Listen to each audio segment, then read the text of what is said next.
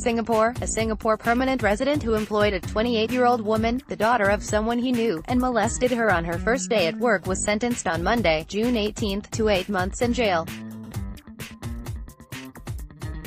MD Gias Uddin Sarker was convicted on 5 counts of outrage of modesty at the end of a 7-day trial. The court heard the victim took up the job at Gias Company, which details with the import and export of medical devices as well as construction, despite reservations about him. Before she took up the job, the victim, who had met Gias before, said he felt he looked at her in a perverted way, according to court documents. However, her mother said Gias was a good and trustworthy man. On her first day working in the administrative department at Gias Company on November 20, 2015, the victim ran errands with him, including meeting up with an auditor and getting security bonds for workers. They then proceeded to Gias' office in Woodlands Link in the evening. The victim said the surroundings of the office were deserted and secluded, with no one in sight, the court heard.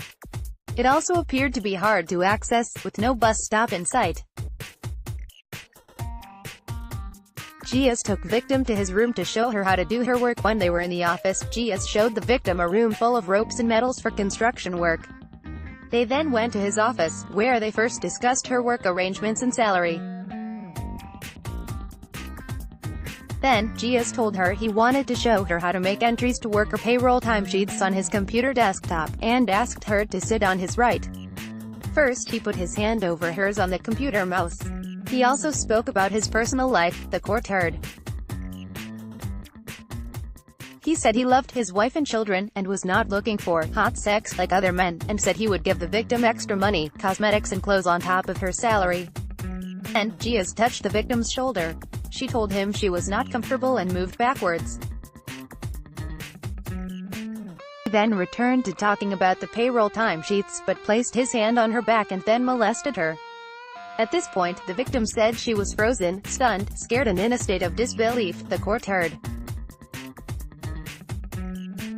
While wanting to escape, the victim was afraid of what the man might do, especially after she had seen the ropes and metals.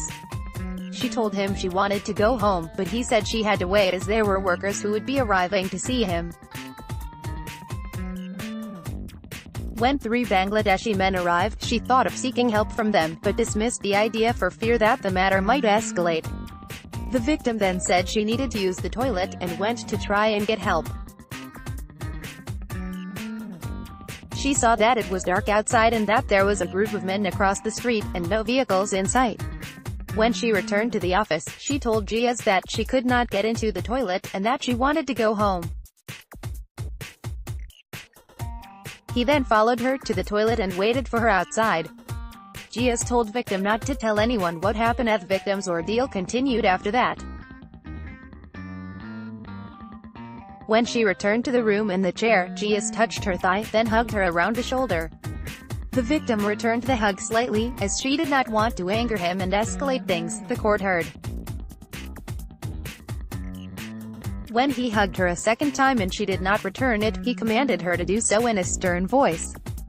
He also pinched her cheeks and hugged her again before leaving the office. He told her not to tell anyone what happened, and gave her $200 in salary for the day.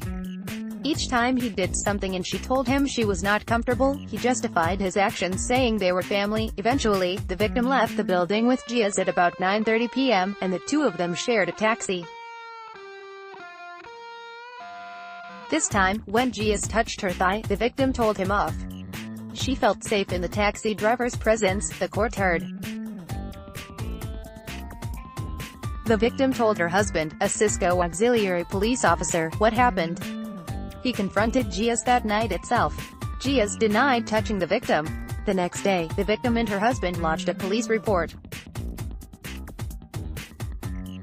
Victim's relationship with mother affected. The prosecution said in its closing submissions that there was overwhelming evidence in the case, the victim's internally and externally consistent testimony, corroborative testimonies from witnesses, and the accused's incredulous and vacillating version of events. The prosecution also said the victim is a victim of truth and gave compelling, logical and unwavering account of the incidents. Following the incident, the victim was afraid to go to her mother's house, as Gias lived near her mother, and had problems being intimate with her husband and had trust issues.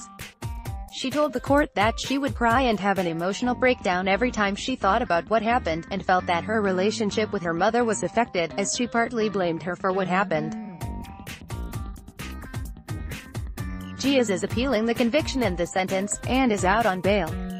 For his offenses, he could have been jailed for up to 2 years, fined, caned, or received a combination of these punishments.